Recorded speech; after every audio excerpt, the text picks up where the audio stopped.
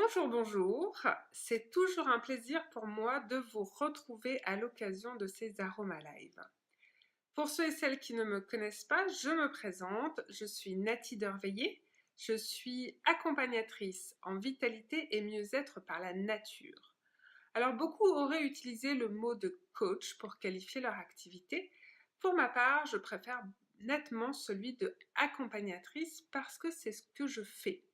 Accompagner les personnes qui le souhaitent dans leur parcours de reconquête de leur santé et de leur vitalité, sur le chemin de leur mieux-être et de leur épanouissement, avec les outils, les techniques, les compétences, les expériences qui sont les miennes, et toujours dans le respect de la personne et de mes valeurs. Accompagner, pour moi, c'est important parce que c'est offrir à l'autre la pleine et entière responsabilité de sa réussite. Et c'est la raison pour laquelle je tiens à ce mot-là. Alors aujourd'hui, dans cette Aroma Live, je vais vous inviter à prendre conscience ou reprendre conscience de l'importance de notre foie. Cet organe est trop souvent mal considéré ou considéré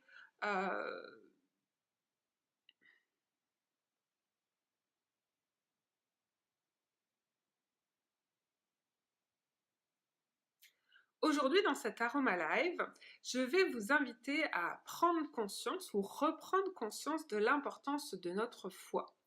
Cet organe est souvent trop peu considéré ou pas assez considéré à sa juste valeur, à sa juste importance sur son rôle dans notre équilibre général, aussi bien sur le plan physique qu'au niveau mental et émotionnel. Alors selon moi, il y a deux raisons qui concourent à cela. Premièrement, parce que depuis 6-7 ans, dirais-je, il y a un énorme focus qui est fait sur nos intestins et tout particulièrement sur notre microbiote. Alors, je trouve que c'est une bonne chose et je suis moi-même tout à fait passionnée et fascinée par cet univers de bactéries qui logent dans nos entrailles et par leur influence sur les différents aspects de notre santé. Mais du coup, c'est comme si cet engouement pour notre microbiote nous avait fait oublier les autres organes clés de notre système digestif et de notre corps.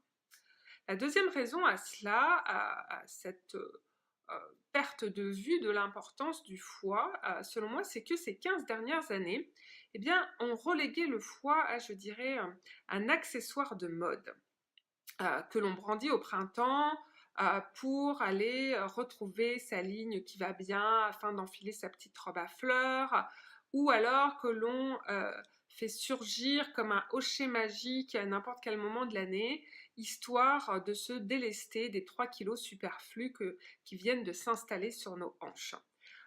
Et ça, je dirais que c'est parce que c'est développé un marketing à outrance autour de la cure détox. La cure détox, selon moi, elle a complètement détourné la fonction principale de la détoxination printanière et automnale telle qu'elle a été véhiculée par la médecine traditionnelle chinoise depuis à peu près 5000 ans quand même, et ce pour la transformer en une sorte d'outil miracle de régime express. Alors autant vous dire que je n'approuve pas et que j'apprécie encore moins. Ça, c'est très clair. Notre foie, c'est un de nos organes majeurs. D'abord, dans le processus digestif, il est indispensable parce que c'est lui qui a pour mission de métaboliser, d'aller assimiler les graisses avec la collaboration de la vésicule biliaire. D'ailleurs, à ce propos, les personnes qui ont subi une ablation de la vésicule biliaire, et elles sont beaucoup plus nombreuses qu'on ne le pense, auraient tout intérêt à aller réviser leur alimentation de manière à apprendre à mieux choisir et à mieux quantifier la quantité et la qualité des lipides qu'elles ingèrent. C'est vraiment très important. Mais bon, je vais refermer là la parenthèse, sinon ça va me faire dévier sur d'autres voies. Alors, outre son rôle dans la digestion, notre foie est un de nos émonctoires. Un organe dit émonctoire est celui qui est chargé de la gestion, du traitement et de l'élimination des déchets et des toxines dans notre organisme. Donc, le foie, les reins, la peau, les intestins, mais aussi les poumons, eh bien, ce sont les 5 émonctoires principaux dans notre organisme. Le foie, lui, est considéré comme le premier émonctoire. C'est dire que son rôle est vraiment crucial, essentiel, parce que c'est lui qui va faire en sorte de neutraliser les substances toxiques dans notre sang. Il va aussi filtrer notre sang de ces déchets et faire en sorte d'éliminer, d'évacuer toutes ces matières indésirables.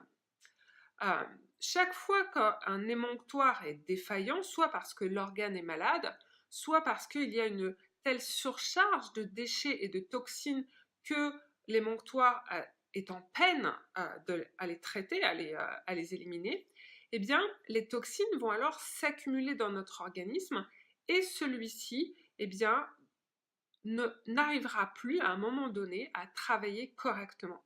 Cette accumulation de toxines va empêcher notre organisme de travailler correctement. Et ce qui va se passer, c'est que petit à petit, les déchets et les toxines, à force de s'accumuler, eh bien, vont s'infiltrer, s'enfoncer vraiment dans les tissus, au cœur des tissus de nos organes, ce qui à terme va amener comme résultat de développer diverses pathologies en raison justement de cette auto-intoxication due à une insuffisance de l'élimination des déchets et toxines. Alors, la détoxination, telle qu'elle est préconisée par la médecine traditionnelle chinoise, l'Ayurveda et je dirais toutes les médecines naturelles traditionnelles, eh bien c'est le procédé qui permet de stimuler le travail des émonctoires afin de favoriser un nettoyage en profondeur des déchets et des toxines. On va également pouvoir appeler ça un drainage. Et je vais m'arrêter sur ce mot-là pour essayer d'établir un parallèle, une image, pour vraiment pouvoir mieux vous expliquer ce qui se joue dans notre organisme.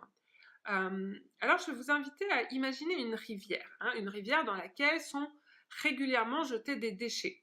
Alors, soit parce qu'on balance les déchets par-dessus le pont qui enjambe la rivière, ou soit qu'il s'agit des propres déchets issus de l'écosystème, des branchages, des troncs d'arbres, des animaux morts, etc. Alors, la rivière, elle sera en mesure d'éliminer ces déchets au fur et à mesure, grâce d'une part au mécanisme de décomposition naturelle, et puis d'autre part à son courant, au courant d'eau, qui va les transporter pour les jeter ailleurs. En l'occurrence, souvent à la mer. Mais plus il y a de déchets qui s'accumulent et plus en fait tout ça va s'enfoncer dans le lit de la rivière, va s'enfoncer dans la vase et va s'agglutiner. Et quand il y en a trop justement, eh bien la rivière elle ne sera plus capable de faire son travail, d'aller gérer ces déchets-là. L'eau va devenir de plus en plus trouble, de plus en plus polluée, et puis la rivière va devenir malade réellement. Alors là, qu'est-ce qu'on va faire? On va prendre des canaux, on va envoyer des plongeurs avec du matériel spécialisé, et puis on va aller drainer le lit de la rivière, de sorte à évacuer bien tout ce qui l'encombre et tout ce qui s'est agglutiné. Et puis après, on va par exemple jeter des micro-algues ou des champignons aquatiques ou d'autres ressources de ce type pour aller favoriser le renouvellement de l'oxygène dans l'eau et ainsi faire en sorte que la rivière soit de nouveau en santé. Bien voilà en gros, de manière très vulgarisée, je dirais, ce qui se passe dans notre corps avec nos déchets, nos toxines, nos émonctoires.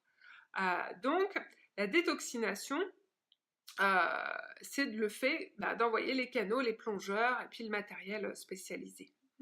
Alors vous le voyez, je l'espère avec cet exemple, c'est que ça n'a rien à voir, mais rien à voir avec une sorte de formule miracle pour perdre 4 kilos en 5 jours. Il n'est pas du tout question de ça à ce moment-là. Il est question de l'équilibre à court, moyen et long terme de notre organisme, de notre vitalité présente et de notre santé future. La détoxination, dans ce sens, dans ce contexte-là, c'est un véritable processus thérapeutique, hein, qui, de ce fait, je dirais, demande selon moi d'être encadré ou à tout du moins d'être réalisé dans une bonne connaissance des mécanismes en jeu et des procédés. Et ça n'a rien à voir justement avec ce que je citais en introduction, ces effets marketing, ces trucs tendances, etc. Prenons le cas du juicing. Okay, le juicing, c'est une des grandes tendances actuelles des cures détox. Okay, rien qu'avec ce terme-là, juicing, on comprend que cette tendance trouve surtout son fondement sur une grosse opération de business et de marketing et pas vraiment sur de réelles et sérieuses considérations de santé. Je dirais même plus que c'est tout le contraire. Parce que finalement, les cures détox basées sur la consommation de 6 à 7 verres de jus frais par jour risquent de créer davantage de problématiques négatives pour notre organisme que les bienfaits qui sont vantés par les magazines féminins. Alors oui, ça c'est sûr, vous allez perdre du poids en un rien de temps, hein, et puis ça finalement c'est un peu le cheval de bataille des magazines féminins, c'est de perdre du poids, mais ça prendra pas non plus longtemps avant que vous récupériez ces kilos-là. Hein. Pourquoi vous allez perdre du poids? C'est tout simple. Pendant votre semaine de juicing, vous allez avoir des apports hypocaloriques, c'est-à-dire bien en dessous de ce que votre corps a besoin, donc bien en dessous de vos besoins caloriques quotidiens. Donc, de ce fait, justement, votre organisme, il va puiser dans ses réserves. Le problème, c'est que pendant cette semaine-là, c'est pas dans les réserves de graisse que votre organisme va aller puiser, ce sont dans vos réserves de protéines. Et comme en plus on va vous dire qu'il ne faut pas manger de protéines, vous allez être carencé en protéines. Alors d'un côté vous dites je vais détoxifier mon corps, mais de l'autre côté vous ne lui fournissez pas de protéines, alors que les protéines sont indispensables dans le mécanisme de détoxination. Notre organisme en a besoin pour pouvoir aller détoxiner ces surcharges. Okay, et ça fait partie des éléments fondamentaux auxquels je vais vous initier pendant l'atelier du 7 avril sur la détoxination physique et émotionnelle. Mais j'y reviendrai plus tard. Alors avec ces cures, vous allez aussi risquer de rentrer en situation de déséquilibre parce que vos reins, vous allez les sursolliciter, vous allez les mettre en sur-régime avec tout ce liquide, etc. que vous allez absorber, qu'il va falloir qu'ils filtrent et qu'ils traitent. Et donc, vous risquez justement d'aller épuiser vos reins et c'est absolument pas l'effet que l'on recherche, tout au contraire. Enfin, l'argument d'éliminer les toxines grâce au seul jus de fruits frais pressés sans pulpe, hein, c'est très important dans le juicing, ça, il ne faut pas qu'il y ait de pulpe, hein, je dirais que c'est, excusez-moi le terme, bullshit. Et je dirais même plus que c'est potentiellement dangereux. Je pèse mes mots, mais je le dis clairement, parce que votre organisme, dans le processus de détoxination, il a impérativement besoin d'un apport majeur de fibres alimentaires et notamment de fibres solubles, de manière à aller aider justement, là cette fois-ci, les intestins à évacuer cette surcharge de déchets de toxines libérées par le foie, entre autres. Et c'est vraiment à travers ces apports en fibres solubles, entre autres, que les intestins vont être aidés dans ce mécanisme-là. Sans cela, vous risquez ce que l'on appelle un retour sanguin. C'est que vos intestins ne vont pas être capables de gérer, d'éliminer ces déchets-là et tout ça.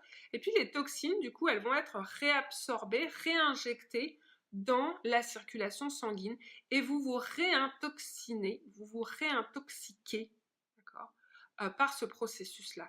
Donc l'effet est vraiment pas cool, pour pas dire un autre mot moins moche, d'accord, du fait que justement l'intestin, carencé en fibres solubles, n'a pas été capable de gérer cet afflux. Or, justement, les jus de fruits frais sans pulpe, oui, vous avez des vitamines et minéraux, mais non, vous avez zéro fibre alimentaire, zéro fibre soluble, alors que les fruits frais entiers en sont riches et pleins. Donc, mangeons des fruits, ok ? Mangeons des fruits, oui, on peut boire un verre de jus, mais pas 6 à 7 jus par jour. Il faut aller fournir autre chose dans le cadre d'une détoxination sérieuse et sécuritaire. Donc s'il vous plaît, avant de vous laisser, je dirais, happer par les promesses des magazines féminins ou les sirènes chatoyantes du beau business de la pseudo-détox, eh bien, renseignez-vous, s'il vous plaît. Et je parle bien du mot business, parce qu'en l'occurrence, c'est devenu un réel business. Derrière cet effet du juicing, des cures détox, on va retrouver des belles grosses compagnies type Coca-Cola ou Starbucks qui ont lancé leur gamme de jus de fruits détox, ok, leur bar à jus détox, mais ça reste Starbucks et Coca-Cola, ok. Ils s'intéressent pas du tout à notre santé, ces gens-là, ils s'intéressent juste à engranger du business, ok. Donc, adressez-vous à la bonne porte, aux bonnes personnes, s'il vous plaît.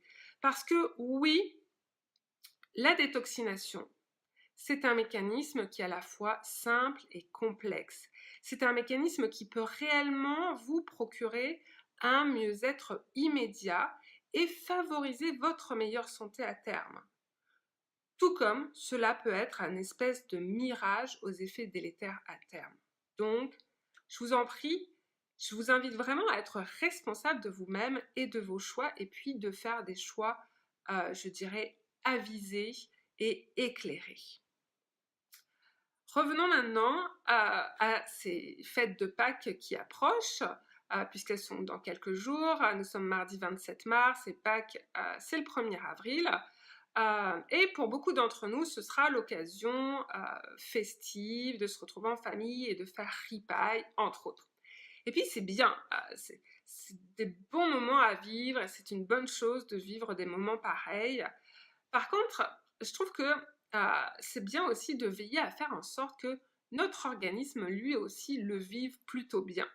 Alors, je dirais même, surtout en cette période de l'année, où, pour ceux qui sont dans l'hémisphère nord, eh bien, on sort de la période de l'hiver, qui est une période où vraiment notre organisme s'encrasse à tous les niveaux. C'est pas pour rien d'ailleurs que la médecine traditionnelle chinoise a dit que le printemps, c'est la saison du foie. C'est vraiment un moment crucial pour aller travailler dessus et pour aller désengorger et désencrasser tout notre corps. Et je dirais que la nature est vraiment riche en plantes pour nous permettre de favoriser cette détoxination des émonctoires, et pas seulement du foie d'ailleurs, que ce soit en phytothérapie ou en arboristerie avec les plantes entières, ou bien en aromathérapie avec les huiles essentielles. Parmi celles-ci, je vais vous conseiller d'avoir dans votre trousse familiale l'huile essentielle de basilic exotique, dont le nom latin est Oxymum basilicum. Alors, elle présente l'intérêt d'avoir peu de contre-indications, parce que si ce n'est le fait qu'on la déconseille pendant le premier trimestre de grossesse chez les femmes enceintes, et que dans une application cutanée sur les peaux sensibles, eh bien, on va faire en sorte de la diluer à 20% dans une huile végétale avant de l'appliquer. Sinon, c'est une huile qui représente une belle innocuité tout en saluant d'une belle efficacité. Et puis justement, pour le sujet qui nous concerne, eh bien, le basilic exotique, c'est une huile essentielle qui fait partie de celles qui sont toniques digestives et hépatobiliaires. Autrement dit, elle sera adaptée à la fois pour les lourdeurs digestives, les flatulences, les gasmes, les spasmes, etc., mais également dans les cas de congestion hépatique. Donc, par exemple, cette semaine, jusqu'à Pâques et jusqu'au repas familial accompagné de l'avalanche de chocolat, eh bien, je vous conseille d'adopter pour une alimentation plus légère. Beaucoup de fruits et de légumes crus ou peu cuits, et puis des bouillons, des potages et également des poissons gras parce que ça, notre corps aime bien. Et puis, parallèlement à ça, vous pouvez prendre 2 gouttes d'huile essentielle de basilic exotique sur un comprimé neutre ou mélanger à 1 cuillerée à café d'huile de noix ou d'huile de chanvre tous les matins, et ce jusqu'à 2 à 3 jours après les fêtes de Pâques. Donc ça, vous pouvez vraiment le faire pleinement pendant 1 semaine tous les matins. Par contre, je vous conseillerais de ne pas prolonger au-delà d'1 semaine sans l'avis de votre aromathérapeute préféré, bien sûr. Et puis, l'autre conseil que je peux vous donner pendant cette semaine pour préparer votre organisme aux fêtes de Pâques, eh bien, c'est d'opter de boire une infusion ou de cardamome ou de fenouil après le repas du soir. Et puis le jour de Pâques, si vous êtes vraiment lâché, si vous vous êtes fait plaisir au-delà de votre faim et uniquement par gourmandise, et puis c'est correct aussi de le faire de temps en temps, eh bien, que vous vous sentez vraiment lourd à la fin du repas au point que vous avez besoin de dégrafer votre pantalon, eh bien, je vais vous proposer alors d'utiliser encore cette huile essentielle de basilic exotique. Vous allez pouvoir vous masser le ventre avec en mélangeant 2 gouttes d'huile essentielle de basilic exotique avec 4 à 5 gouttes d'une huile végétale. Alors, celle que vous avez disponible à la maison, ça peut même être de l'huile d'olive, aucun problème. Et puis, vous allez mélanger ça et puis masser, donc en partant de l'estomac, pour redescendre en dessous du nombril et masser dans un mouvement circulaire, doux et léger. Pas besoin d'aller broyer vos entrailles, hein, attention.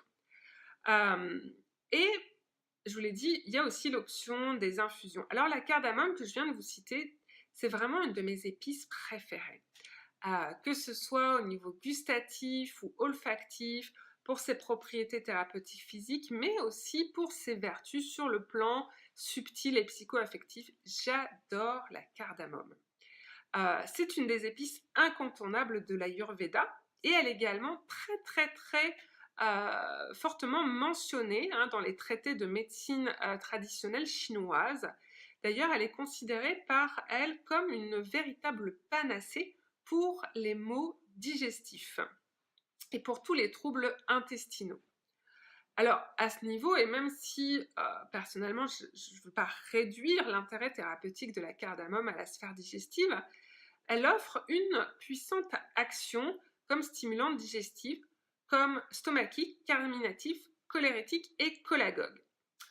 Ok, peut-être que là je vous ai perdu avec tous ces mots techniques. Je vous rattrape, vous inquiétez pas. Alors, derrière justement tous ces termes médicaux, eh bien, qu'est-ce qu'il y a? Tout simplement, il y a la faculté de la cardamome à faciliter la digestion gastrique, donc celle qui se situe au niveau de l'estomac, mais également à faciliter l'élimination des gaz, flatulences, etc., à stimuler la sécrétion de la bile et à favoriser l'élimination de la bile. De l'autre côté, le fenouil va retrouver des propriétés assez similaires. Le fenouil, lui, on change de continent et de sphère dans le monde. Il est considéré en Angleterre, dans le monde anglo-saxon, en tout cas depuis le Xe siècle, comme une des 9 herbes sacrées. Et bien avant cela, depuis plus de 2000 ans en arrière, il est reconnu dans la phytothérapie traditionnelle pour ses vertus digestives, également carminative, donc qui va faciliter l'évacuation des gaz, cholérétique pour stimuler la sécrétion de la bile et cholagogue pour faciliter l'élimination de la bile. Alors pourquoi, me direz-vous, pourquoi est-ce que c'est important de choisir et d'utiliser régulièrement des plantes cholérétiques et cholagogues? Eh bien, tout simplement parce que la bile, c'est un des instruments clés de l'élimination des déchets par le foie. C'est la bile qui va servir de support à l'évacuation de ce qu'on appelle les cols. Les cols, ce sont les matières visqueuses non solubles qui sont souvent des déchets du métabolisme. Les autres supports d'évacuation des cols, ce sont les sels et le sébum. Les cols que l'on peut considérer comme des glaires. Vous voyez un peu cette substance-là.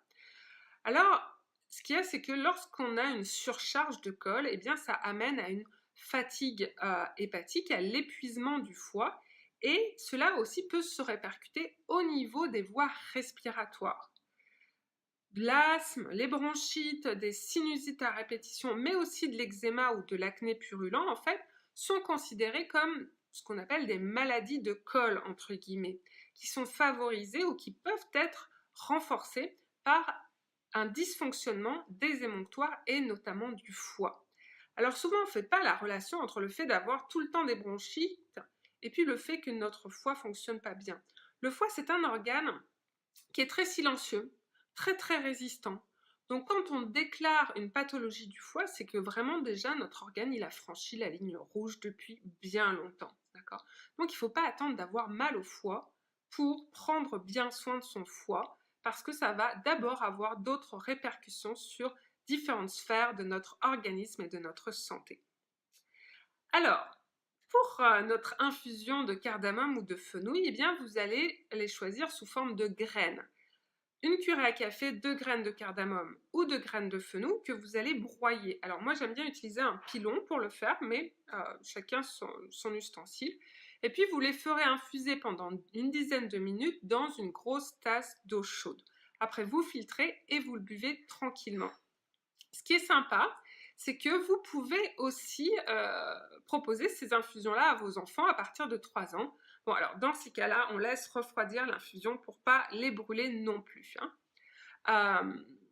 Et puis, à La Réunion, chez moi, parce que je suis d'origine réunionnaise, dans le temps, on préparait ce qu'on appelait un bouillon de bread mourung avant et après les fêtes. On disait que c'était pour aider le foie et l'estomac. Et nos anciens, finalement, nos gramouns, comme on dit chez moi, avaient bien raison de procéder ainsi, parce que non seulement ils soulageaient l'organisme avec un repas dit maigre, mais aussi ils apportaient beaucoup de vitamines et de minéraux grâce au bread et au riz qui les accompagnaient. Et puis, le choix de ces breads-là était fort pertinent et judicieux, parce que derrière notre appellation locale créole réunionnais de bread mourung se cache le fameux moringa. Et oui, le super aliment qui a désormais le vent en poupe et qui est popularisé. Alors, parmi ses nombreuses vertus, le Moringa oleifera, tel est son nom latin, eh bien, se retrouve cité dans les textes millénaires de la médecine ayurvédique et il est reconnu, entre autres, je ne peux pas vous faire une liste exhaustive de ses propriétés thérapeutiques, mais entre autres, comme anti-ulcéreux, comme hypocholestérolémiant, comme stimulant de la digestion aussi, et puis pour réduire la constipation. Et le moringa est également réputé comme détoxifiant et protecteur du foie. D'où le fait que ce fameux bouillon de bread mourung de nos gramouns de la Réunion était une très très bonne option pendant la période des fêtes. Donc pensez-y au moringa, que vous soyez à la Réunion ou ailleurs. À la Réunion, on a l'avantage de pouvoir en bénéficier sous forme de feuilles fraîches, d'accord? Mais ailleurs, on peut trouver de bonnes qualités de poudre de moringa, à choisir bio et à une poudre bien verte, parce que les jaunes pâles ou les verts pâles, c'est pas de la bonne qualité, donc vous les mettez de côté. Donc, pensez-y. Alors par contre, attention, attention mes chers amis, évitez d'utiliser 36 000 plantes différentes aux vertus drainantes et détoxifiantes, parce que là, sinon, vous allez risquer de faire partir votre corps en vrille et en live total, vous risquez d'aller épuiser votre organisme et vous risquez des effets secondaires qui ne sont pas franchement top en agissant de la sorte. Donc, encore une fois, mieux vaut bien se renseigner et être bien conseillé. Et je dois vous avouer que c'est clairement dans cette optique que j'ai le grand plaisir de vous proposer, à vous, les gens de la région de Québec, de participer à l'atelier que j'organise en collaboration avec Julie Allaire, qui est praticienne énergétique et professeure de yoga et de méditation. Donc cet atelier que j'organise le 7 avril à Québec, il va vous permettre, dans cet atelier, d'apprendre à vous libérer de vos toxines à la fois physiques et émotionnelles grâce à des outils, des techniques et des enseignements de qualité. Donc, je vous invite à vous inscrire en cliquant sur le lien disponible dans le texte de présentation de cette vidéo. Et puis, vous pouvez aussi partager le lien avec ceux de vos amis pour qui cet atelier pourrait être fort bénéfique, hein. C'est toujours tellement sympa de rendre service à ses amis, n'est-ce pas? Et puis pour tous les autres et tous d'ailleurs, j'ai une question. À quel signe pouvez-vous reconnaître qu'une détoxination pourrait vous être bénéfique pour recouvrer davantage de vitalité? Est-ce que vous savez répondre à cette question-là? qu'est-ce qui vous permet de dire « Oh, ouais, moi je pense que là, une belle détoxination ne peut me faire que du bien ». Alors, regardez, dans le texte de présentation de la vidéo, j'ai mis un deuxième lien et quand vous cliquez dessus, vous pourrez renseigner, indiquer votre adresse de courriel et de ce fait, moi, je pourrais vous envoyer par courriel un test d'évaluation qui vous permettra de répondre à cette question de chez vous, tranquillement, simplement, en à peine quelques minutes. C'est chouette, ça, n'est-ce pas? Sur ce, eh bien, je vais rester à votre disposition pour pouvoir répondre à vos questions en m'envoyant un petit courriel ou un message privé. Et puis, je vais vous remercier vivement de votre présence et de votre fidélité. Merci aussi à ceux d'entre vous pour qui c'est le premier Aroma Live. Je vous retrouve demain pour un nouvel enregistrement et cette fois-ci, c'est notre rendez-vous hebdomadaire du mercredi sur le cycle Éveil de soi. Demain, mercredi 28 mars, nous parlerons des huiles essentielles de nos méditations. D'ici là, prenez soin de vous, cultivez votre naturelle vitalité. Je vous embrasse. À bientôt.